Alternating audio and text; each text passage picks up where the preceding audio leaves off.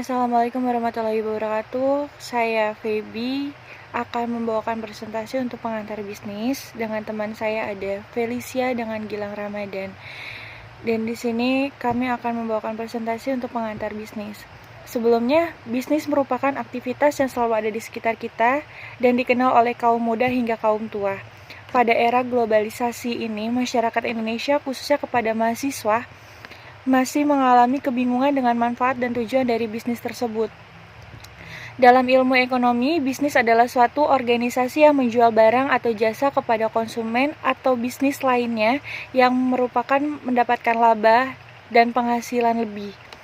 Secara etimologi, bisnis berarti keadaan di mana seorang atau sekelompok orang sibuk melakukan pekerjaan yang menghasilkan keuntungan untuk dirinya sendiri dan perusahaannya. Kata bisnis sendiri memiliki 3 penggunaan tergantung skupnya. Penggunaan singuler, kata bisnis dapat merujuk pada badan usaha yaitu kesatuan yuridis atau hukum. Di sini juga ada teknis dan ekonomis yang bertujuan mencari laba atau keuntungan. Penggunaan yang lebih luas dapat merujuk pada sektor pasar tertentu dan misalkan bisnis pertelevisian. Penggunaan yang paling luas merujuk pada seluruh aktivitas yang dilakukan oleh komunitas penyedia barang dan jasa. Dan di sini ada beberapa pengertian bisnis menurut beberapa tokoh, diantaranya itu ada menurut Brown dan Patrello, yang berarti bisnis adalah suatu lembaga yang menghasilkan barang dan jasa yang dibutuhkan oleh masyarakat sambil memperoleh laba dan keuntungan. Ada juga yang menurut Stanford. Untuk Stanford ini, bisnis sebagai aktivitas yang menyediakan barang atau jasa yang diperlukan atau digunakan atau diinginkan oleh konsumen.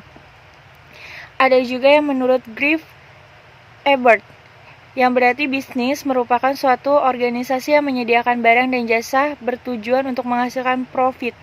Profit itu adalah laba.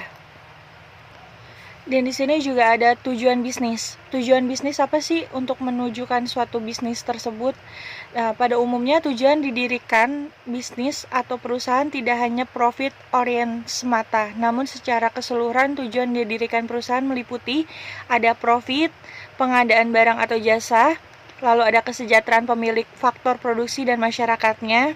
Terus keempat ada full employment. Kelima ada eksistensi perusahaan dalam jangka panjang. Keenam ada kemajuan atau pertumbuhan. Dan ketujuh adalah present dan presentasi. Dan untuk fungsi bisnis terbagi menjadi 2, yakni menurut mikro dan makro.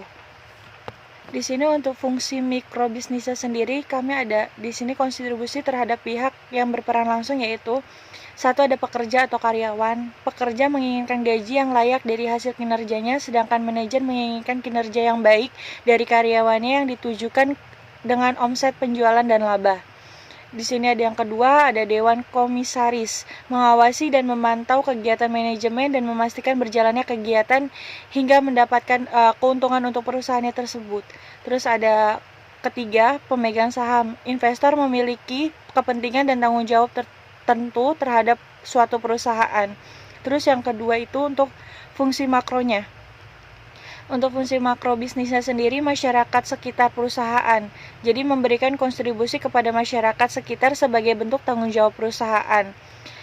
Keduanya ada bangsa dan negara. Bertanggung jawab kepada bangsa dan negara diwujudkan dalam bentuk membayar pajak. Assalamualaikum warahmatullahi wabarakatuh. Ya, perkenalkan, nama saya Gilang Purwadi. Saya dari kelompok 8. Saya akan meneruskan apa yang telah disampaikan oleh saudari Feby. Berikut elemen-elemen bisnis, yakni yang pertama modal, bahan-bahan, sumber daya manusia, dan keterampilan manajemen. Modal adalah sejumlah uang yang digunakan untuk menjalankan bisnis atau transaksi. Yang kedua ada bahan-bahan. Bahan-bahan ialah faktor produksi yang diperlukan dalam melaksanakan aktivitas bisnis untuk diolah dan menghasilkan barang atau jasa yang dibutuhkan oleh masyarakat. Yang ketiga, sumber daya manusia. Sumber daya manusia yaitu adalah orang-orang yang memiliki kemampuan kompetitif dan berkualitas tinggi. Yang keempat, keterampilan manajemen. Sistem manajemen yang dijalankan berdasarkan prosedur dan tata kerja manajemen. Ya. Selanjutnya ada aspek bisnis.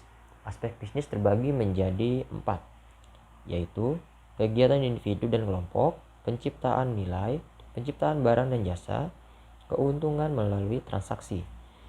Nah, selanjutnya ada beberapa faktor yang mempengaruhi bisnis. Yang diantaranya adalah investasi, tabungan, dan pemerintah. Investasi adalah penggunaan sumber-sumber yang menciptakan modal baru. Tabungan adalah jumlah yang diputuskan oleh para pekerja untuk ditabung akan menentukan kuat lemahnya multiplier tersebut. Semakin banyak tabungan berarti semakin sedikit pengeluaran dan semakin lemah multiplier tersebut. Yang selanjutnya pemerintah. Pemerintah berperan sebagai pengelola sistem bisnis. Pemerintah memiliki 2 kebijaksanaan dalam mempengaruhi bisnis. Yang pertama ialah kebijakan fiskal dan yang kedua adalah kebijakan moneter. Nah, kebijakan fiskal ini ialah kebijaksanaan yang digunakan untuk mempengaruhi permintaan dengan meningkatkan pajak atau mengurangi permintaan atau meningkatkan pengeluaran pemerintah. Nah, yang kedua ada kebijakan moneter. Kebijakan yang berkaitan dengan pengelolaan suplai atau penawaran uang untuk meningkatkan atau menurunkan permintaan. Ya. Sekian dari saya. Assalamualaikum warahmatullahi wabarakatuh. Sumber yang menciptakan modal baru. Tabungan adalah jumlah yang diputuskan oleh para pekerja untuk ditabung akan menentukan kuat lemahnya multiplier tersebut. Semakin banyak tabungan berarti semakin sedikit pengeluaran dan semakin lemah multiplier tersebut. Yang selanjutnya pemerintah. Pemerintah berperan sebagai pengelola sistem bisnis. Pemerintah memiliki 2 kebijaksanaan dalam mempengaruhi bisnis. Yang pertama ialah kebijakan fiskal dan yang kedua adalah kebijakan moneter. Nah, kebijakan fiskal ini ialah kebijaksanaan yang digunakan untuk mempengaruhi permintaan dengan meningkatkan pajak atau mengurangi permintaan atau meningkatkan pengeluaran pemerintah. Nah, yang kedua ada kebijakan moneter. Kebijakan yang berkaitan dengan pengelolaan suplai atau penawaran uang untuk meningkatkan atau menurunkan permintaan. Ya.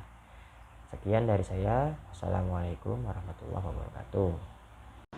Kesimpulannya, bisnis adalah suatu organisasi yang menjual barang atau jasa kepada konsumen atau bisnis lainnya untuk mendapatkan laba.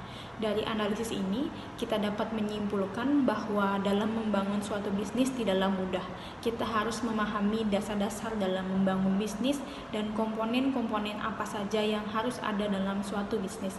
Karena ketika kita mengalami kerugian atau gulung tikar, kita dapat mengatasi masalah tersebut. Dan berharap ketika kita sudah menjalankan suatu bisnis, bukan laba yang menjadi utama, melainkan kualitas dan kepuasan konsumen yang menjadi utama.